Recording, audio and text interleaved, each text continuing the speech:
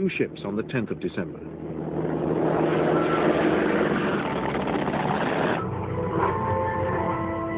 Both were hit and sunk. It was a blow from which the defenders of Malaya and Singapore never really recovered.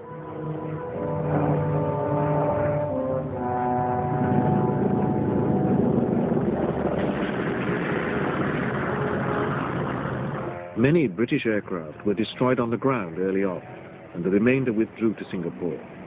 This gave the Japanese air supremacy over Malaya, and they badly disrupted British communications.